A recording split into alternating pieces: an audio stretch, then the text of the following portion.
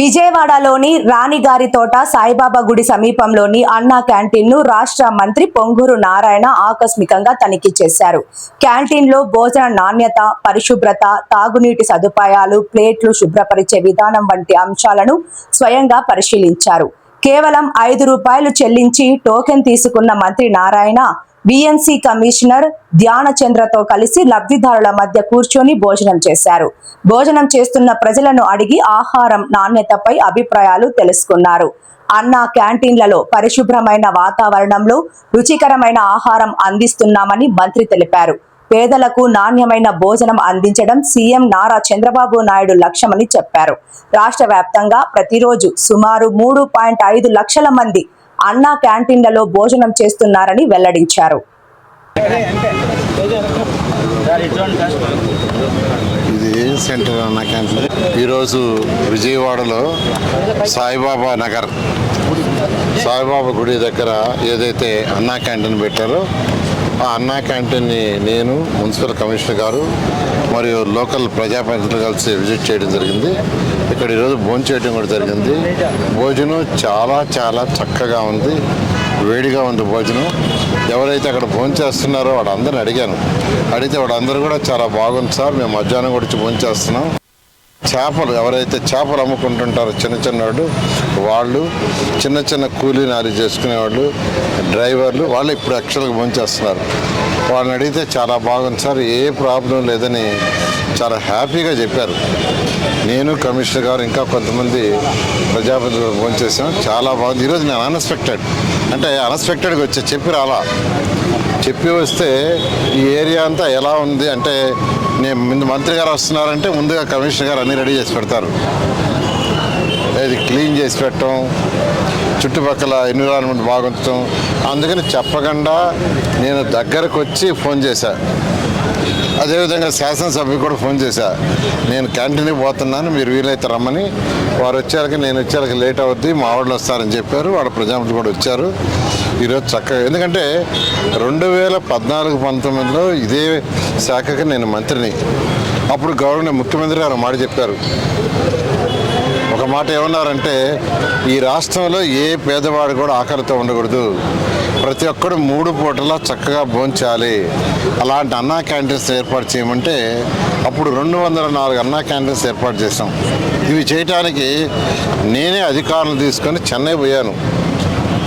చెన్నైలో అమ్మా క్యాంటీన్స్ అన్నిటినీ స్టడీ చేసి అధికారులతో మాట్లాడి వాళ్ళ ఇన్ఫ్రాస్ట్రక్చర్ కానీ వాళ్ళు పెట్టే ఫుడ్ అంతాను డిస్కస్ చేసి వచ్చా. అదేవిధంగా కర్ణాటక పోయి ఇందిరా క్యాంటీన్స్ అక్కడ కూడా ఇన్స్పెక్ట్ చేసి స్టడీ చేసి అధికారులతో మాట్లాడి ఆడ భోంచేసి వచ్చా. అదేవిధంగా మహారాష్ట్ర, ఇతర రాష్ట్రాల్లో కూడా ఎలా చేస్తుందో స్వయాన్ని నేనే అధికారులు తీసుకుని వచ్చిన తర్వాత ముఖ్యమంత్రి గారు వివరించా.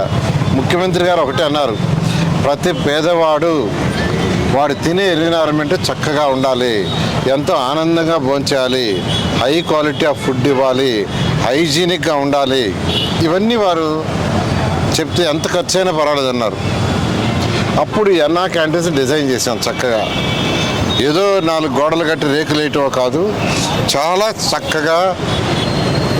అంటే ఆ టేబుల్స్ అన్నీ గ్రానైట్ వేసాం, వాష్ బేసిన్స్.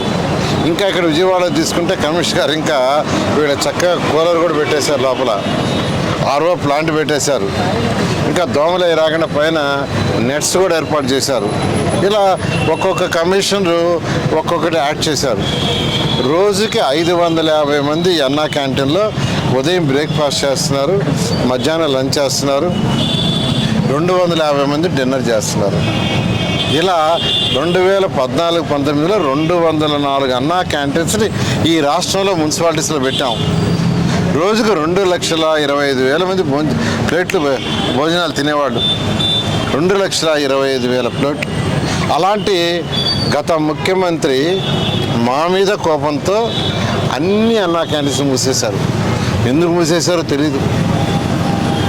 మా గవర్నర్ ముఖ్యమంత్రి నారా చంద్రబాబు నాయుడు చెప్పారు, మీరు కావాల్సిన పేర్లు మార్చుకోండి, పేదల యొక్క పొట్ట కొట్టద్దు. కేవలం ₹5 బ్రేక్ఫాస్ట్ అయినా ₹5, లంచ్ అయినా ₹5, నైట్ అయినా చక్కటి భోజనాన్ని అరేంజ్ చేస్తే క్యాన్సిల్ చేశారు. 5 సంవత్సరాలు లేదు.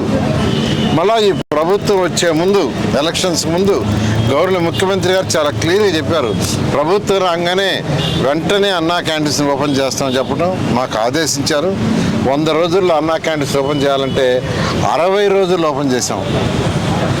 ప్రభుత్వం జూన్లో వస్తే జూన్ 12 ఆగస్టు అన్నా క్యాంటీన్స్ ఓపెన్ చేసేసాం. 70 అన్నా క్యాంటీన్స్ని మరొక నెలలో మిగతా ఓపెన్ చేసాం. ముఖ్యమంత్రి గారు 100 రోజుల్లో చేయమంటే మేము కేవలం 60 రోజుల్లో ఈ రాష్ట్రంలో ఓపెన్ చేసాం. ఆ తర్వాత ముఖ్యమంత్రి గారు ఒకటి చెప్పారు, ప్రతి ఎమ్మెల్యే అర్బన్ అయినా రూరల్ అయినా ప్రతి ఎమ్మెల్యే కనీసం ఒక అన్నా క్యాంటీన్ ఉండాలా. రూరల్తో కూడా మాట్లాడి, ఆ యొక్క మంత్రులతో కూడా మాట్లాడి ప్రతి రూరల్లో కూడా ఒకటి వచ్చేది పెట్టమంటే మళ్ళా 70 అన్నా క్యాంటీన్ శాంక్షన్ చేసాం.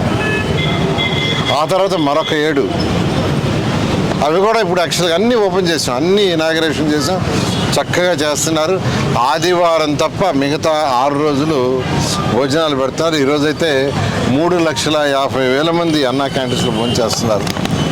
3,50,000 మంది ఈరోజు అటు 204 అన్నా క్యాంటీన్స్ కావచ్చు, ఆ తర్వాత పెట్టిన 71 అన్నా క్యాంటీన్స్ రన్నింగ్ ఉన్నాయి, ఒక 6 వచ్చి వర్క్ జరుగుతూ ఉన్నాయి. ఆ 71 అన్నా క్యాంటీన్స్లో కావచ్చు ఈరోజు 3,50,000 మంది యాక్చువల్గా భోజనం చేస్తున్నారు. ఒక్కటే ముఖ్యమంత్రి గారు 2019-24లో మీరు అన్నా క్యాంటీన్స్ ముయ్యొద్దు, పేరు కావచ్చునే మార్చుకోండి, పేదవాడి యొక్క పొట్ట కొట్టొద్దంటే గత ప్రభుత్వం ఎలా మూసేస్తారు నిక్కచ్చిగా. ఎందుకు మూసారో తెలియదు. కానీ ఈ ప్రభుత్వం రాగానే 60 రోజుల్లో ఇవన్నీ ఓపెన్ చేయటం, ఈరోజు చక్కగా భోంచేస్తున్నారు రాష్ట్రంలో. నేను అన్ఎక్స్పెక్టెడ్గా వచ్చా. అసలు ఎన్విరాన్మెంట్ ఎలా ఉంది, టాయిలెట్స్ ఎలా ఉన్నాయి, డ్రింకింగ్ వాటర్ ఎలా ఉంది, వాష్ ఎలా చేస్తున్నారు, భోజనాల ప్లేట్లు కడుగుతున్నారా లేదా, వాటర్ ఉందా లేదా, ఇవి చెక్ చేయడానికి వచ్చాను. చాలా బాగుంది ఇక్కడ. రాష్ట్రంలో ఉన్న అందరు మున్సిపల్ కమిషనర్స్కి ఒకటే చెప్తున్నాం, ప్రతి అన్నా క్యాంటీన్లో 15 రోజులకు ఒక రోజైనా భోజనం చేయమంటున్నాం. మేము కూడా భోజనం చేస్తామని అన్ఎక్స్పెక్టెడ్గా అన్నా క్యాంటీన్స్ కూడా చెక్ చేయమంటున్నాం, ఎన్విరాన్మెంటు నీట్గా ఉండేందుకు. ఈ విధంగా ఈరోజు రూరల్ అయితే ఇంకా ఈరోజు మున్సిపాలిటీలు రూరల్లో ఇంకా అన్నా క్యాంటీన్స్ కావాలని ఈరోజు ఎమ్మెల్యేలు రిక్వెస్ట్ చేస్తున్నారు. ముఖ్యమంత్రి గారికి అనేక మంది రిప్రజెంటేషన్స్ ఇచ్చారు. ముఖ్యమంత్రి గారు అవన్నీ తీసి పెట్టండి, మనం బడ్జెట్ చూసుకొని ఫర్దర్గా ఏం చేయాలో చేస్తామని చెప్పడం జరిగింది. ఖచ్చితంగా పక్కన మార్కెట్లలో వర్క్ చేసేవాళ్ళు, ఆటో స్టాండ్లలో ఆటోలు నడుపుకునేవాళ్ళు, కూలీలు నాలుగు పోయేవాళ్ళు, ఇటువంటి వాళ్ళు చిన్న వాళ్ళు కాబట్టి అంత పార్కింగ్ ప్లేస్ అనేది యాక్చువల్గా అవసరం ఉండదు. ఒకవేళ అవసరం ఉంటే వాళ్ళకి ఏంటంటే చిన్న సైకిల్లో లేదా చిన్న బైకో కాబట్టి పార్కింగ్ సమస్య అంటూ పెద్దది రాదు. ఎక్కడన్నా వస్తే మున్సిపల్ కమిషనర్ని పోలీసు వాళ్ళతో కోఆర్డినేట్ చేసుకొని చేయడం. Okay, thank you.